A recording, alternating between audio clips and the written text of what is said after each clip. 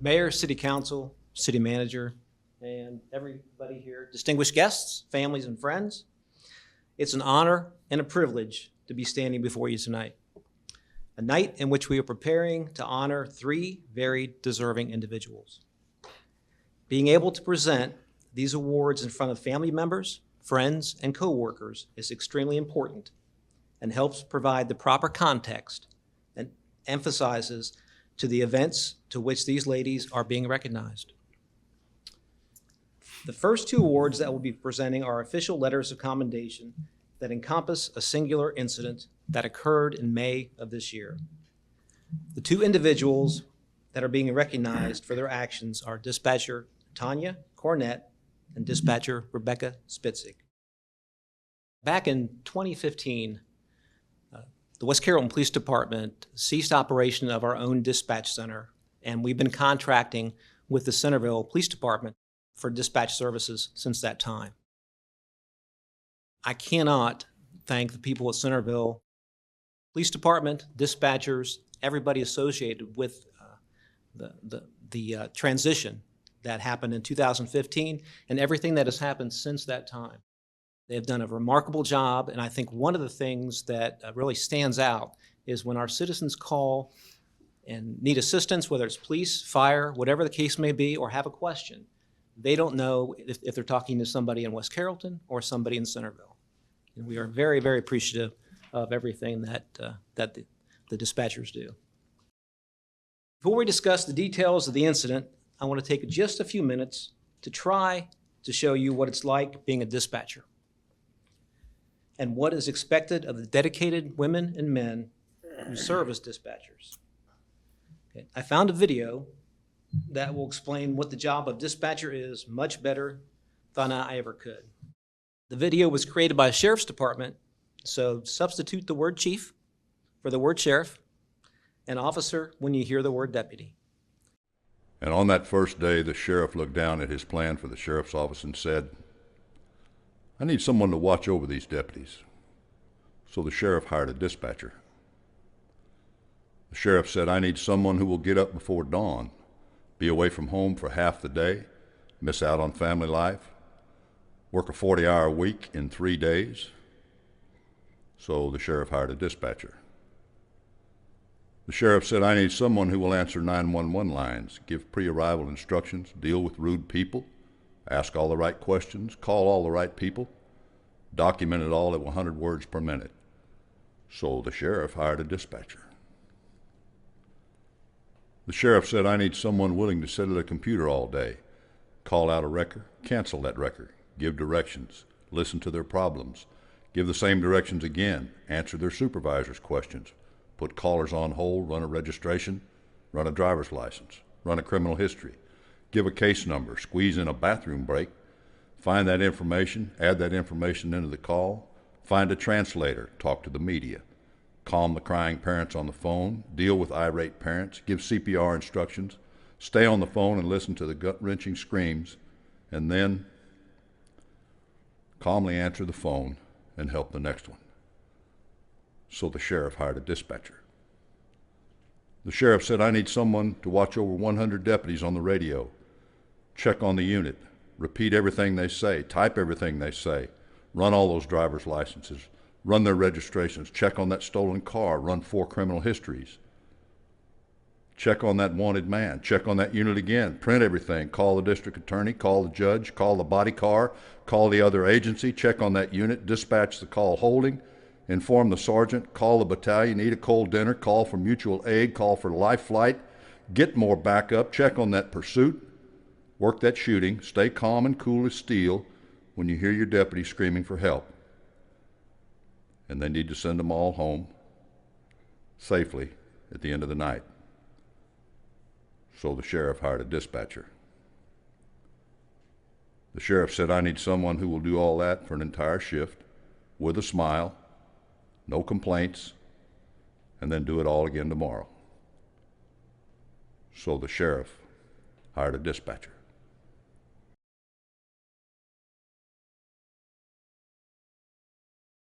That's just a little bit about what dispatchers go through. Dispatchers are truly the first responders. So now for the incident in question.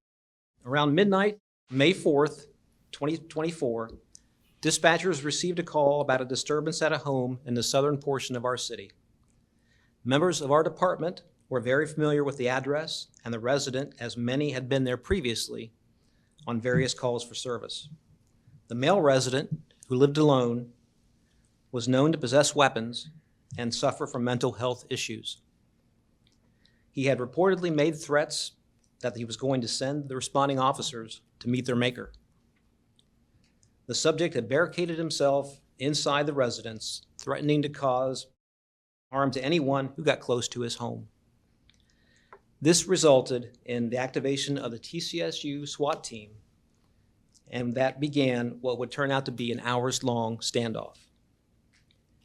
During this time, SWAT team attempted to extricate the male subject from his home through the use of tear gas. However, that tactic proved to be ineffective. Just to set the stage for just how serious the situation was, the tear gas did not have a desired effect on the occupant of the home, primarily because he had built false walls in several other rooms. So when the tear gas was shot into the home, it landed between the outside wall and the false wall that he had erected, keeping the gas from entering the home. The occupant of the home was also heavily armed with numerous long guns and a substantial amount of ammunition. So as you can see, this was a very serious and potentially deadly situation. During this incident, Tonya answered the radio, made telephone calls to try to warn neighbors and request mutual aid, answered the phone, and handled the other calls for service that were still coming in. People continued to call for the police and fire assistance in our city as well as Centerville, and their situations required attention. Tonya did this so Rebecca, who was serving as the primary dispatcher for this incident, could devote her attention to this critical incident. Rebecca spent most of her time communicating with the officers who were on the scene, relaying relevant and updated information, and checking up on them. To say the scene was hectic would be an understatement. Eventually, the suspect was taken into custody, and the incident was officially over after approximately 11 hours. I'll read what the nominating officer that said Tonya and Rebecca had to say about the situation and their actions. From the beginning of the call for service until its completion 11 hours later, both Tonya and Rebecca conducted themselves in a highly professional manner, with symptomizing calls to reduce radio traffic, providing clear and concise communication while being informative. Tonya and Rebecca also prioritized officer safety and ensured they were checked on promptly. Tonya and Rebecca ensured that I was well informed as the officer in charge with the other events occurring throughout the city, as assistance from other departments was needed on several different occasions. Tonya and Rebecca's outstanding and professional conduct and actions were responsible for a favorable outcome of this incident. Also added that what you cannot see are the calls for service they dealt with behind the scenes. They truly did a fantastic job mitigating calls and doing the most they could to lessen the load on everyone else.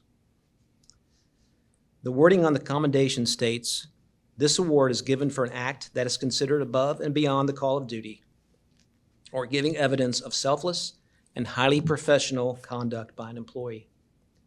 For this incident, and I'm sure countless other situations they've handled, I'm proud and honored to present dispatchers Tonya Cornett and Rebecca Spitzig with our department commendation.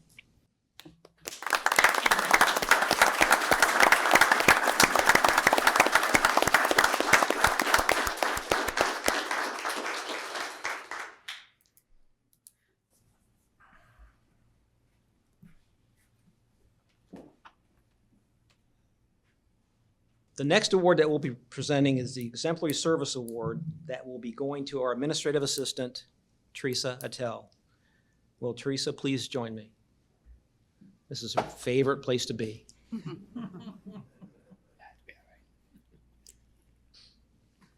Before we get into the specifics of why she is getting this award, I'd like to provide you with some information about Teresa and her career with our department. Something you might not know is prior to joining the police department, Teresa served the citizens of West Carrollton as a member of our fire department. She was an EMT for approximately 3 years and ran with various medic crews. And Chief Barnett, I've already checked, her certification is expired and you cannot have her back.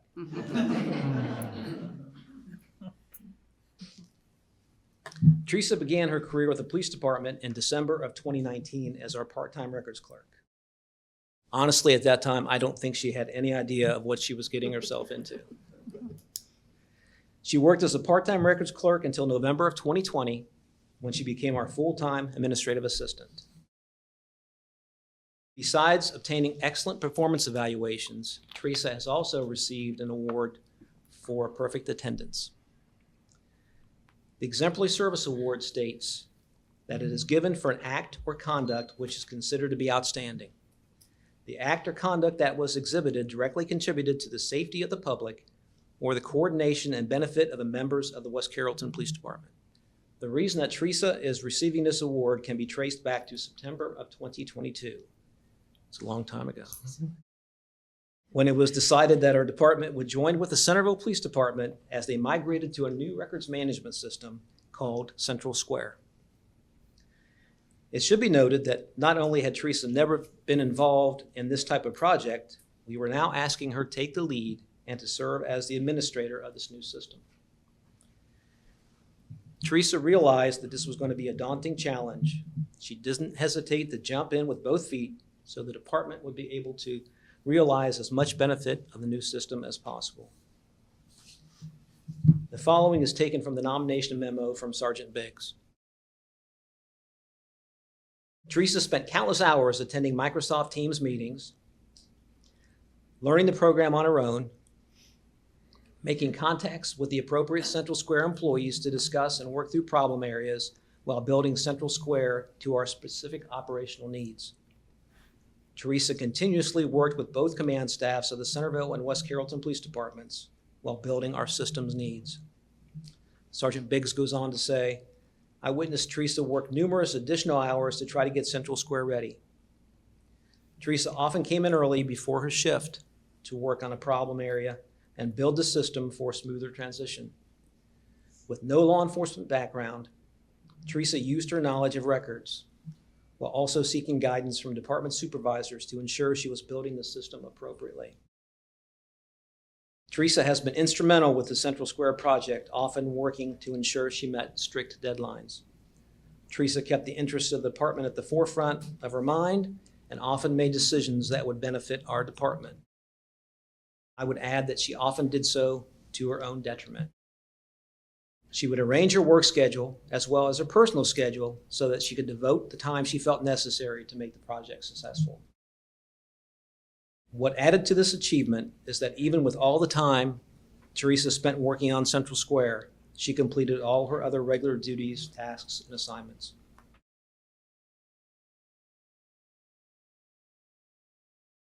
Occasionally, we're able to see just how much some of our coworkers actually give of themselves in the performance of their duties.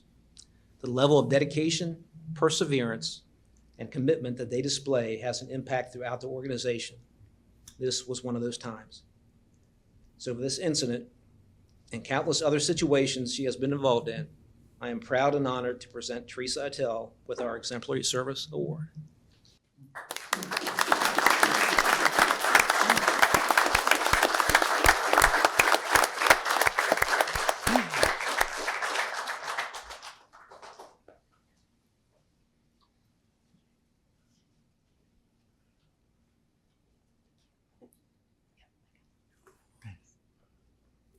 Comments by council? How about Mrs. Fryman? We'll start with you. Chief, I want to thank you for recognizing the people behind the scenes that do so much. Rebecca and Tonya, you do a tough job. And I know the officers really depend on you. I know Jenny, one of our older dispatchers who retired, got real emotional about it. They were like her kids out there and she was worried about them. So I'll never forget her talking about how she felt when her guys were out there on the road. So thank you for everything you do and the tough calls you take. And Teresa, that's a tough job back there. And a lot of stuff you do makes the department work. Thanks for all that you do, and thanks for being here. Congratulations to all three of you. Mr. Tilton. Dispatching is definitely a tough job. Also being in public service, I always envy you guys. You guys are on the phone at the worst possible moment and always on the phone until police or fire or EMS gets there. So it's got to be a very, very tough job. So we really appreciate what you guys do, and thank you for what you do for the city of West Carrollton. We greatly appreciate that. Teresa, I've always heard so many good things.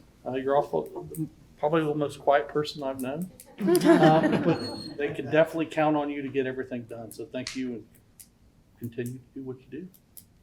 Mr. Boyle. Congratulations to our dispatchers. You guys play a large role. I know for the time I spent in the back of medics, and we could be working a code to something like that. You guys are crucial to writing up reports and making sure that we stay in line as well.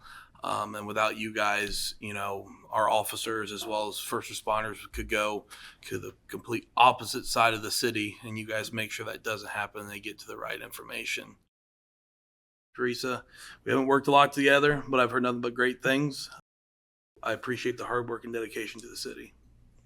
Mr. Dobson. Well, this goes out to all three of you. It's sincerely appreciated to see people who are so committed and dedicated to their job and to the people they serve. So I say to you, thank you very much. That's a rare characteristic. Mrs. Tomlin. Yes, I like to tell Rebecca and Tonya that it's good to know that you're there and it's a voice that people need to hear at just that right time, and just what to say to help keep things calm in those types of situations, and tell you congratulations and thanks for all that you do. And for Teresa, just keep on keeping them in line. Okay? Congratulations. Mrs. Zinni. I would just echo what everybody else has already said. And Rebecca and Tonya, I've talked to both of you during the day. I'm the clerk of court at Miamisburg, so I call down to Centerville Dispatch, and you guys are always wonderful. That was a great choice to merge, with Centerville. You guys do a great job, so thank you for doing that for the city of West Carrollton. And Teresa, congratulations. Thank you for all your hard work. And just like the dispatchers, working 11-hour days, I'm sure you put in more than a regular day's work, and that takes the toll and takes away from your family and stuff. So thank you for all the time that you guys spend. Thank you. Rebecca and Tonya, obviously you have a tough job. You obviously do it well. You're down here getting recognized. We certainly appreciate it. From being in charge of a dispatch center before, everyone thinks they can be a dispatcher, but very few can. You do a great job. You do a tough job. We appreciate you taking care of our citizens. Thank you very much. Teresa, I don't know what to say to you. I had Tracy taking care of me. I know you take care of Doug and the rest of the officers. Certainly it's a tough job. Appreciate you working on the computer system like you did. I think we've been working on it since the 2015, 2012. It's just been a continual changeover. Hopefully this is the one that you got it straightened out, and we'll stick with it. But congratulations to each one of you. We really appreciate everything that you do. Thank you so much. Let's give them one more round.